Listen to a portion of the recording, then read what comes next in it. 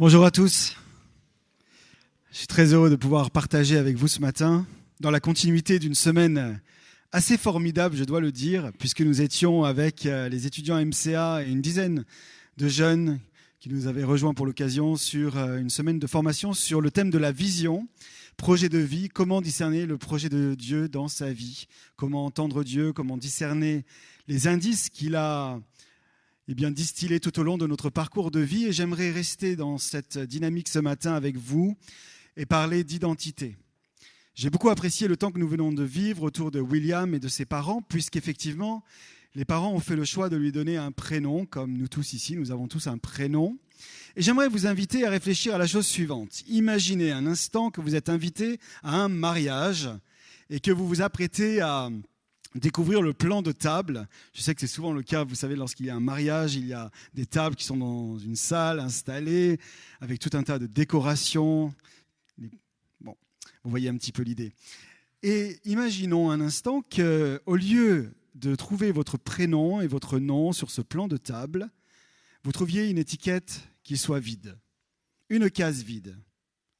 La question que je vous pose, la question que je me pose, que je nous pose, c'est: par quel mot viendriez-vous à vous qualifier? Que mettriez-vous à la place de votre prénom? Que mettriez-vous? Quel serait l'adjectif, quel serait le mot, quelle serait l'expression qui ferait que vous pourriez trouver votre orientation et vous asseoir à la bonne place? J'ai été marqué il y a quelques semaines par un événement personnel et que je partage avec vous. Pas pour souligner mes exploits, mais simplement pour préciser l'intention de mon propos ce matin.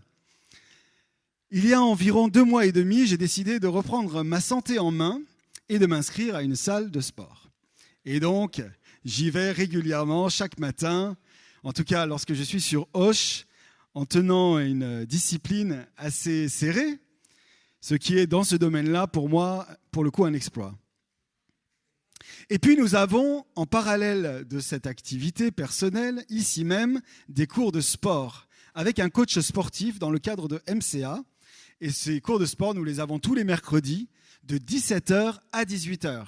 Si vous souhaitez participer, n'hésitez pas à venir voir Nathan ou Alexia ou moi-même pour que nous puissions vous accueillir. C'est un cours que nous aimons avoir à MCA puisque nous passons beaucoup de temps assis en salle de formation, même si nous avons de nombreuses activités. Et Stéphane Ragage, que je salue s'il écoute cette prédication, fidèlement vient chaque année pour ce cours. Et alors que j'étais dans cette session, puisque j'ai décidé de reprendre du rythme aussi tous les mercredis de 17h à 18h, voilà que Stéphane me dit la chose suivante. Toi, Xavier, toi qui es sportif comme moi. Et là,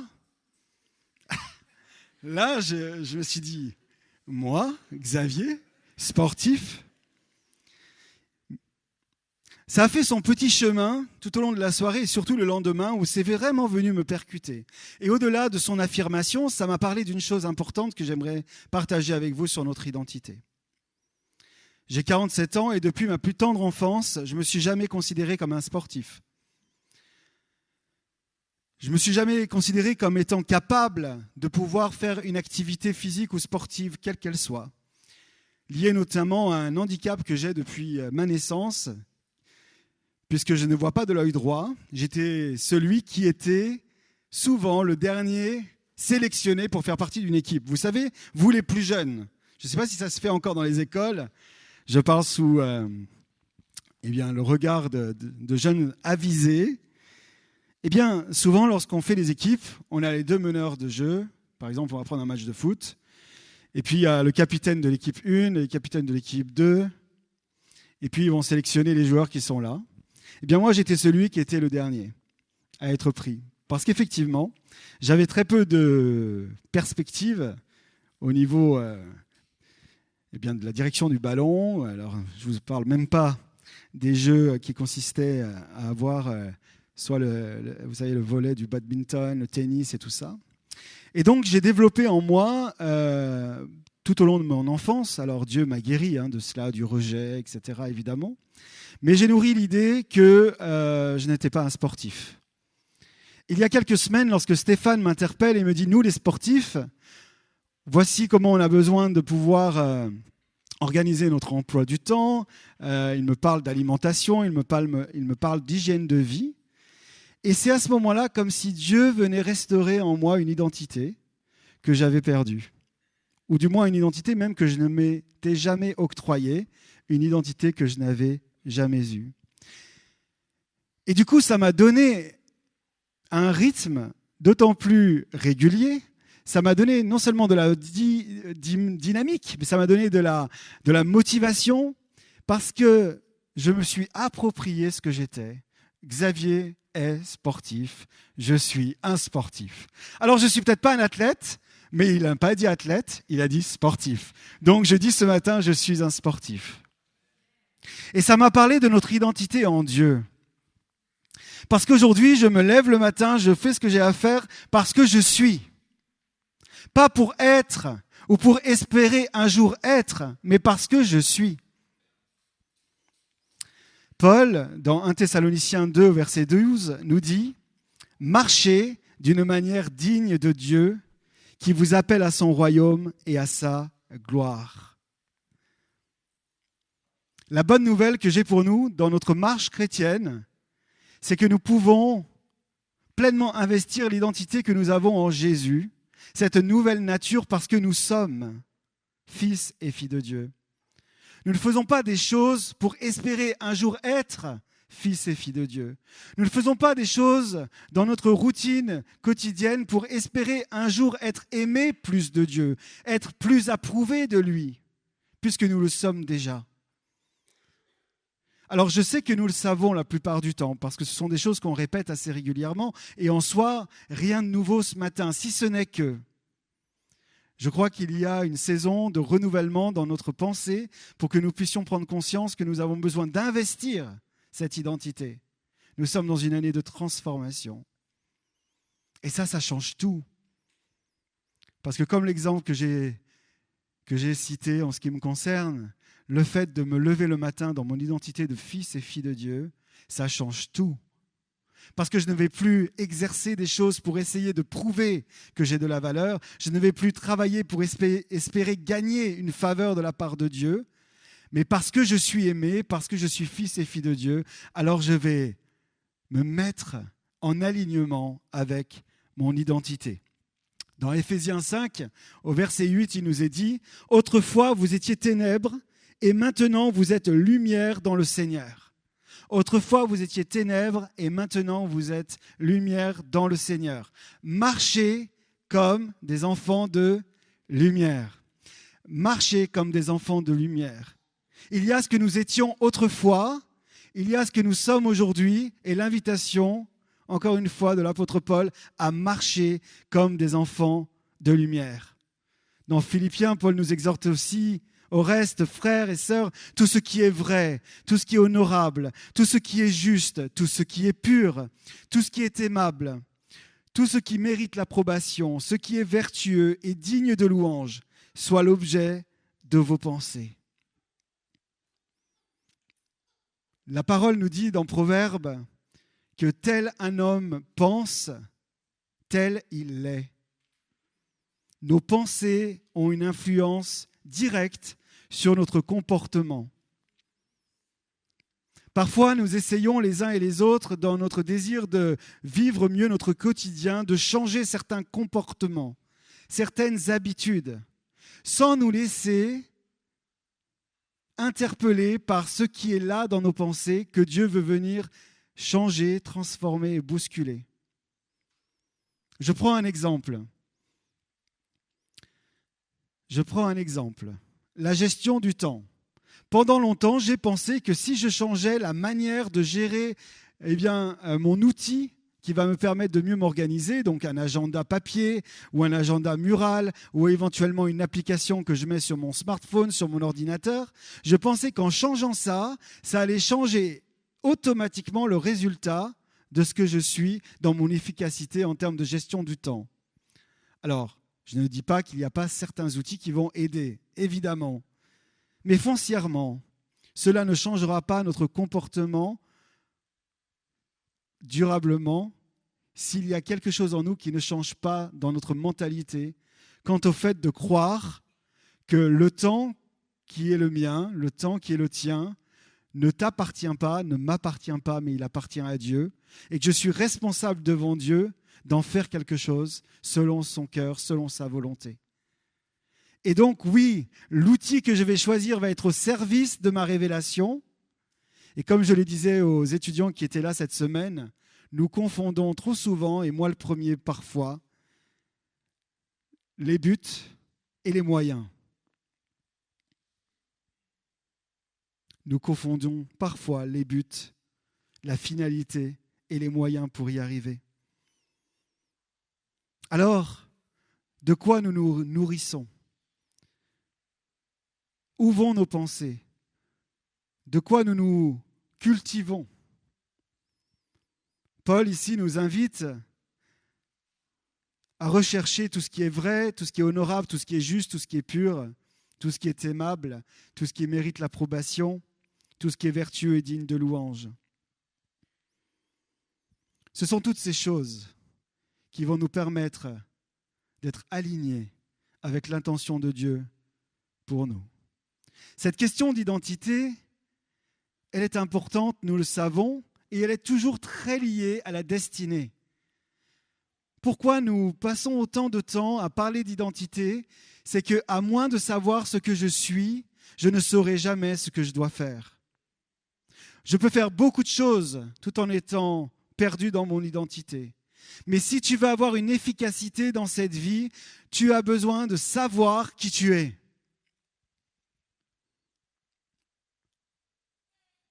Si tu ne te considères comme rien, sans valeur, alors tu seras ouvert à tout et à tout ce qui vient. Et ce ne sera pas toujours le bonheur.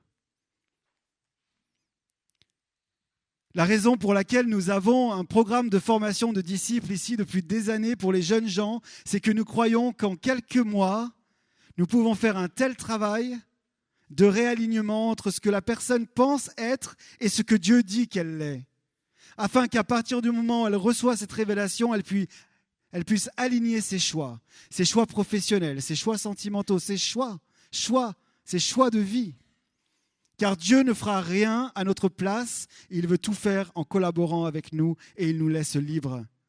Libres de choisir et libres de ne pas choisir. Mais ne pas choisir, c'est un choix. Parfois, nous croyons que ne pas choisir est neutre. Il n'y a pas de neutralité. Soit nous choisissons, soit nous ne choisissons pas. Mais il n'y a pas une zone intermédiaire. Cette question d'identité, elle est importante.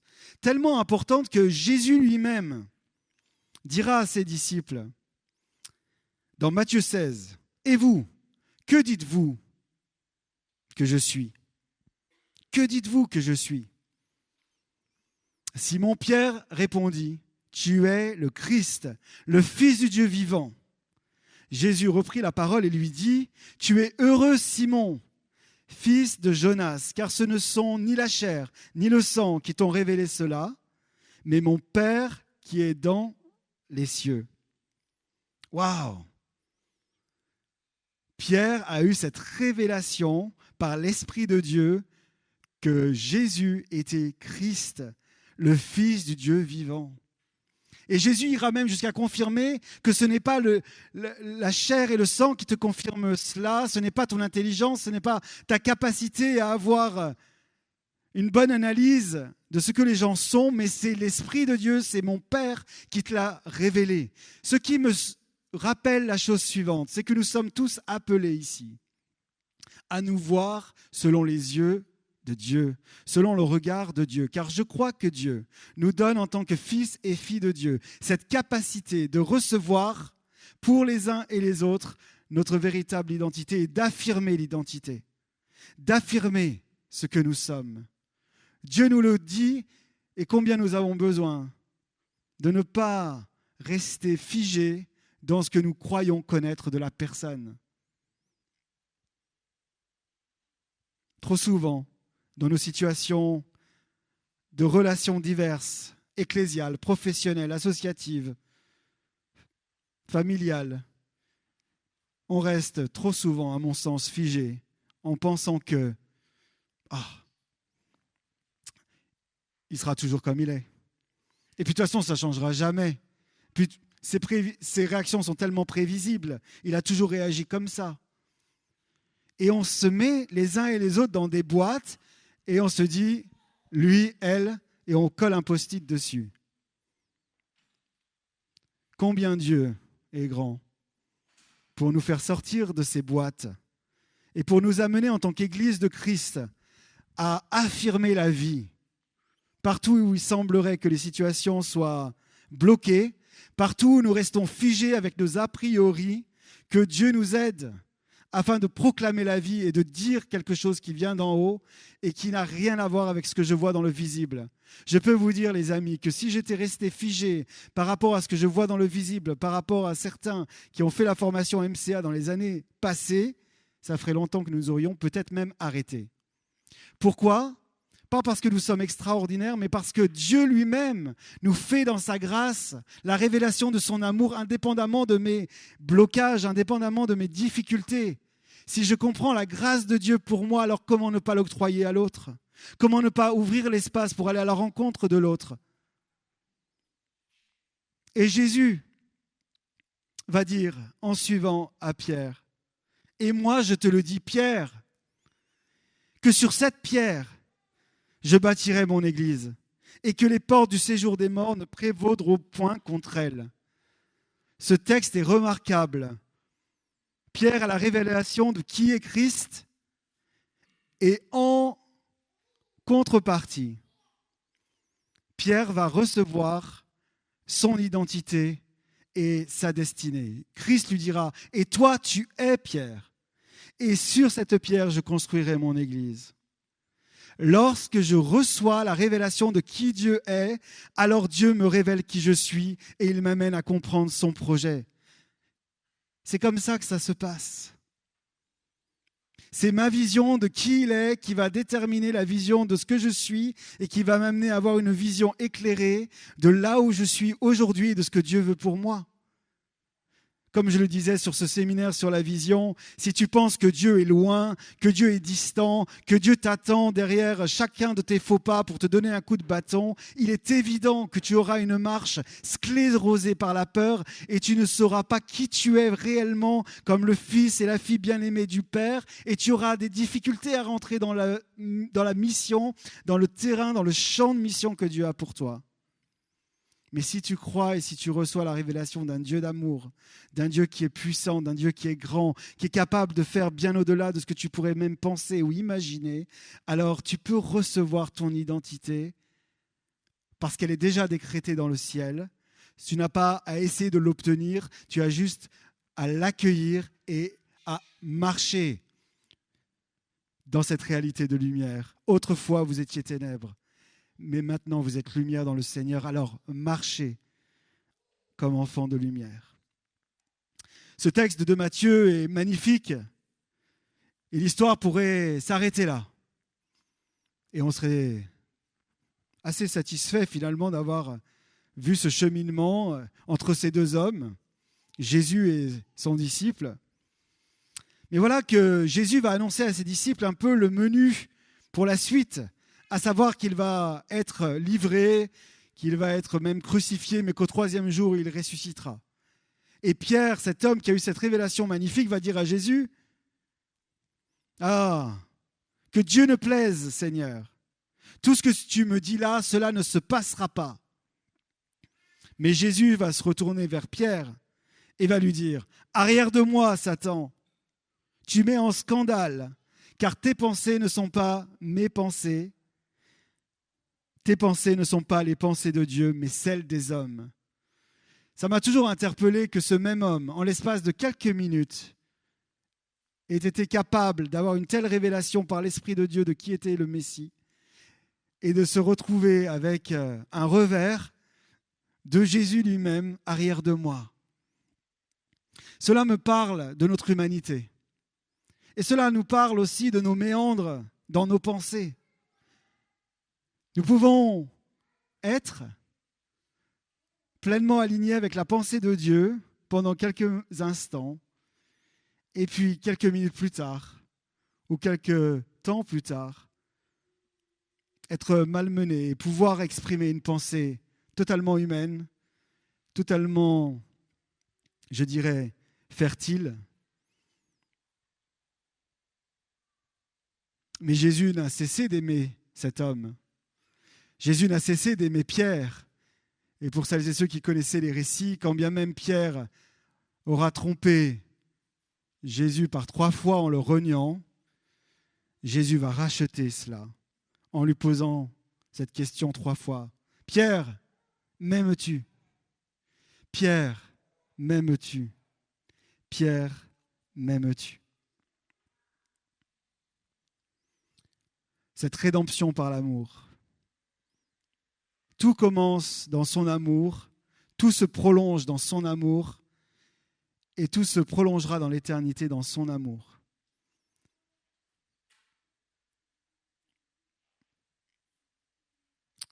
Alors, comment te vois-tu ce matin? Quel est le mot que tu viendrais écrire sur ce petit écriteau pour te rendre à la table de noces? Quelle est ton identité? Quelles sont tes caractéristiques, celles que tu as reçues de la part de Dieu?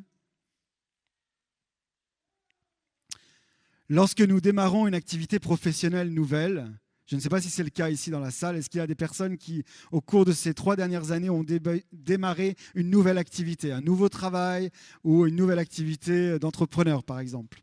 Est-ce qu'il y en a ici? Il y en a quelques-unes. Vous savez, en coaching et en accompagnement de personnes dans des transitions de changement, on parle du syndrome de l'imposteur. Et ce syndrome de l'imposteur consiste à penser et à croire que parce que je suis novice dans l'exécution d'une tâche, ou alors que je vais vendre des prestations de services alors que je ne l'ai jamais fait avant, eh bien je vais, par manque d'expérience peut-être, penser que finalement je suis un peu imposteur. Parce que je vais vendre une prestation que je n'ai pas encore véritablement, et ça vient tirailler. Bon, alors je pense qu'effectivement il y a une réaction normale qu'il faut accueillir, accompagner, et puis sur laquelle il faut travailler en termes de posture, même professionnelle. Mais je crois que, et c'est là où j'aimerais en venir, c'est que nous pouvons maintenir ce syndrome de l'imposteur même dans notre relation avec Dieu, en remettant régulièrement en cause, en question, notre appartenance à lui. Et c'est là où c'est plus grave. Suis-je vraiment digne d'être aimé? Suis-je vraiment digne de croire que Dieu m'appelle dans tel ou tel terrain de mission? Suis-je réellement légitime pour parler à mon collègue alors que moi-même j'ai plein de chantiers ouverts dans ma vie? Suis-je légitime pour aider, pour aimer, pour accueillir alors que moi-même j'ai des besoins? Suis-je légitime pour chanter, lever les bras vers Dieu? Suis-je légitime pour venir à l'église alors que j'ai des difficultés dans mon couple, j'ai des difficultés avec mes enfants, j'ai des difficultés à mon travail? Ne serais-je pas un imposteur?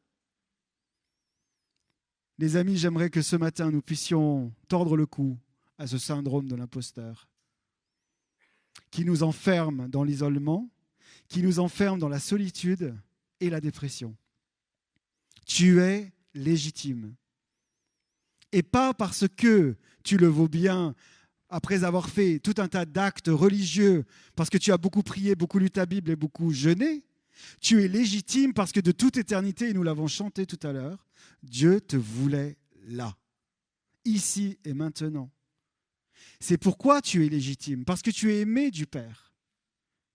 Tu es légitime parce que sa grâce est venue.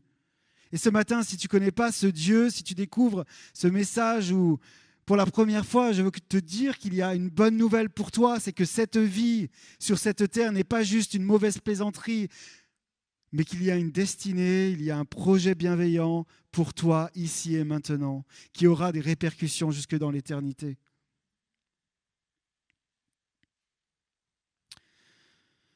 Jésus parle beaucoup avec ses disciples, vous le retrouverez dans les récits évidemment des évangiles, et puis un jour les disciples viennent le voir et lui disent « Tu sais Jésus, est-ce que tu sais que ce que tu dis, ça scandalise les pharisiens? Ils n'en peuvent plus en fait de t'entendre.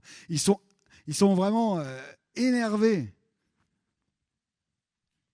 Je vais essayer de me la jouer jeune, mais les jeunes disent vénère. Mais peut-être que c'était jeune il y a 15 ans, je ne sais pas, si vous le dites encore. Ils étaient énervés, scandalisés. Et Jésus va dire, toute plante que n'a pas planté mon Père céleste sera déracinée. Toute plante que n'a pas planté mon Père céleste sera déracinée. Laissez-les. Ce sont des aveugles qui conduisent des aveugles. Un aveugle qui conduit un aveugle. Quel est le résultat? Ils tomberont tous deux dans une fosse. Permettez-moi de revenir sur un point qui avait été magnifiquement illustré par Nathan à Loco, rencontre de jeunesse, où il soulignait le fait que lorsque nous sommes dans des situations de vie compliquées, il est opportun d'aller vers les bonnes personnes. Deux personnes malheureuses dans les mêmes souffrances, dans les mêmes abîmes, ne pourront pas être heureuses. Ce que nous observons dans notre société, c'est qu'il y a une association de fait dans le malheur. Parce qu'on a l'impression qu'on va être plus fort. Mais la réalité, c'est que si je suis aveugle dans un domaine, j'ai besoin d'aller voir une personne qui voit. Parce que si je m'accroche à une autre personne aveugle, et vous en comprenez bien sûr l'illustration, j'espère, eh bien, il y a de fortes chances que je tombe dans le ravin et le fossé. Lorsqu'on est en mal-être, lorsqu'on va mal, on a tellement envie de se sentir mieux que très souvent, dans la nature humaine déchue, on va chercher à trouver un allié ou une alliée pour compenser un petit peu son mal-être en disant « toi au moins tu me comprends ». Oui, et vous allez peut-être vous comprendre mutuellement, mais combien il est important de rechercher des personnes qui ont le regard du Père. Est-ce que ça fait de ces personnes des personnes supérieures à vous en valeur? Non. Nous avons tous la même valeur aux yeux de Dieu. Est-ce que ça fait des personnes qui savent dans certains domaines plus que moi, des personnes meilleures en valeur, en dignité? Absolument pas. J'ai la même valeur, j'ai la même dignité que ces personnes. Mais dans mes impasses, dans mes défis, je sais que j'ai besoin d'un regard qui va m'aider à recevoir le regard de Dieu, qui va m'aider à être tiré vers le haut.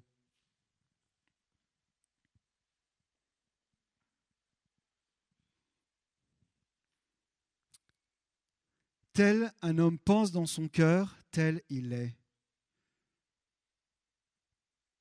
Si je crois que je ne vaux pas grand-chose, que ma vie est ratée, ou que je suis trop âgé maintenant pour rentrer dans ce que Dieu veut pour moi, ou que je suis même trop jeune pour accéder à ce que Dieu veut pour moi, ou que telle ou telle situation est une entrave pour moi pour le projet de Dieu, effectivement, ma réalité en sera conforme.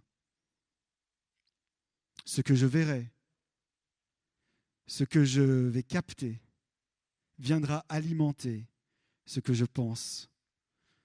Je disais l'autre jour aux jeunes que lorsque Roxane était enceinte, et nous avons eu beaucoup d'enfants, vous le savez, à chaque fois qu'elle était enceinte, je voyais des poussettes partout. C'est classique. Tu changes de voiture, tu la vois partout. Et tu te dis, je pensais que c'était nous qui avions acheté la voiture. Bon, ceci dit, la Picnic, j'ai une Toyota Picnic, j'en vois pas partout. Il n'y a que la mienne qui circule à Auch. Bon, pour ceux qui ne connaissent pas, c'est une vieille voiture qui, on l'espère en tout cas, rendra service aux étudiants encore longtemps. Bref, en fait, notre focus va déterminer notre réalité. Ce matin, Guillaume nous a invités à centrer tout sur Jésus. Et nous avons chanté « Jésus, sois ma vision ». Parce que s'il est ma vision, s'il est ma perspective, s'il est mon focus, alors je vais voir les choses différemment. Je vais te voir différemment. Je ne te verrai plus selon ton caractère, tes manquements, ce que tu as raté, ce que tu as gagné, ce que tu as réussi. Mais je te verrai selon le regard de Dieu. Et si nous cessions ce jeu de miroir mutuel, parce que clairement, ce que je perçois chez toi comme difficulté, c'est Pierre Kranga qui le souligne bien souvent lorsqu'il vient ici, c'est parce que c'est en moi. Je ne pourrais pas voir chez toi ce que je ne vois pas chez moi. Et cela nous ramène à quoi?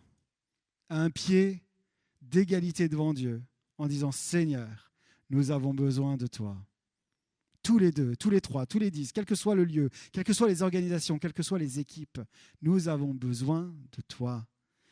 Nous avons besoin de ton regard, afin que ce que toi tu dis, afin que toi, ce que tu décrètes, je puisse non seulement l'accueillir dans ma vie, mais que cela vienne transformer mes pensées, mes actes, mes actions, ma perception, que je puisse ne plus tomber dans le piège de ce qui est visible et d'en faire ma réalité. C'est quelque chose que j'ai compris il y a quelques années. Si je m'attarde uniquement à ce que je vois, et même avec un œil, on peut se tromper. Ça peut être un avantage, finalement, on peut se dire, bon, je referme la parenthèse. Si on s'attache uniquement à ce qu'on voit, on passe à côté de ce que lui voit. Maintenant, est-ce que cela signifie qu'on est dans le déni de la réalité des difficultés? Non. Est-ce que cela signifie qu'on fait la politique de l'autruche? Non. Mais cela nous positionne dans une posture d'accueil de ce que dit Dieu et une posture d'accueil mutuel. Toujours. Parce qu'à ce moment-là, je prends conscience que son regard est constant sur ma vie. Et la bonne nouvelle, c'est que ce que Dieu a décrété de toute éternité, je dis bien de toute éternité sur ta vie, quelle que soit ta condition, quel que soit ton âge, quel que soit ton arrière-plan, ton parcours, la bonne nouvelle que j'ai pour toi, et je vais finir par là, c'est que rien ne pourra jamais empêcher Dieu de t'aimer. Rien ne pourra jamais empêcher l'amour de Dieu de te poursuivre partout où tu iras. Où fuirai-je loin de ta face? Psaume 139. Où fuirai-je? Tu ne peux pas fuir. Tu peux te cacher, tu peux t'isoler, et Dieu respecte. Mais son amour gagnera toujours. C'est ce que je veux proclamer maintenant sur chacune de nos situations, chacune de nos vies. C'est que son amour gagnera toujours. Et je le dis face à tout esprit d'intimidation, tout esprit qui consisterait à te maintenir captif dans le mensonge du diable, je déclare que son amour gagnera toujours. Parce qu'il a gagné à la croix. Et tu ne peux rien faire pour le gagner. Tu n'as qu'à accepter son amour en le recevant. J'aimerais que nous écoutions les paroles de ce chant et que vous puissiez pendant ce temps, ça va durer quelques minutes, je ne serai pas bien plus long, après ce sera fini, puissions-nous avoir un cœur à cœur avec ce Dieu d'amour et recevoir son regard.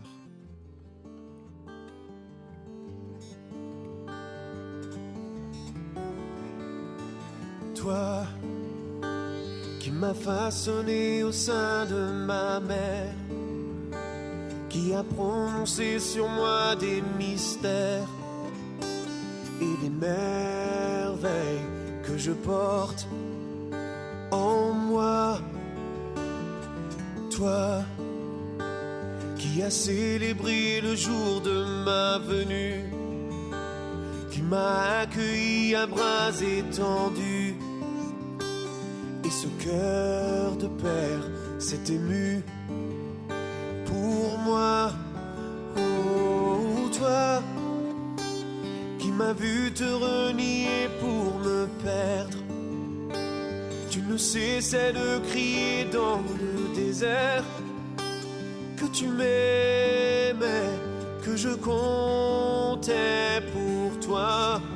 Oh, toi qui ne considère plus ce que j'étais, mais qui regarde à ce que je serai comme un sujet d'honneur et de joie.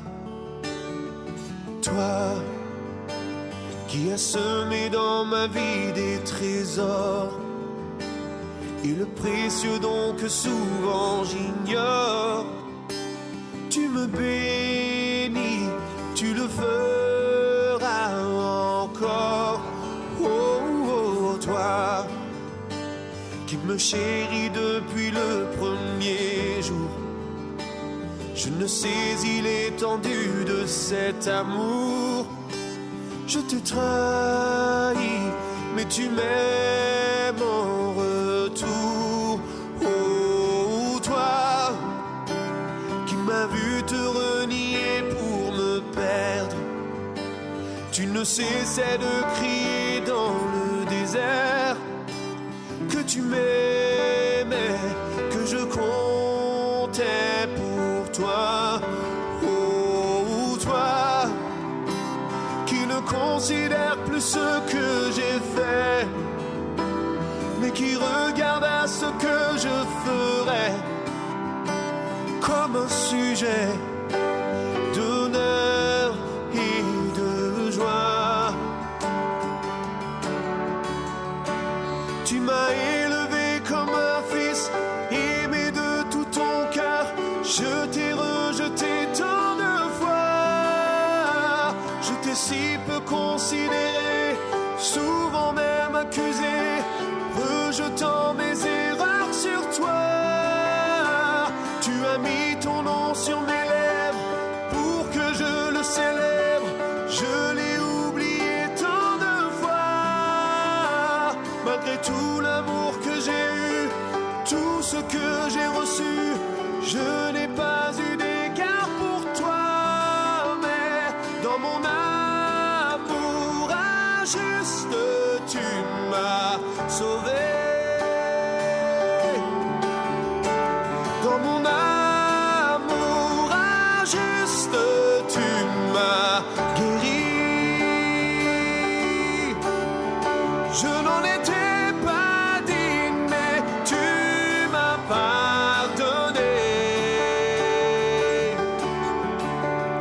Je ne méritais pas, mais tu m'as pardonné.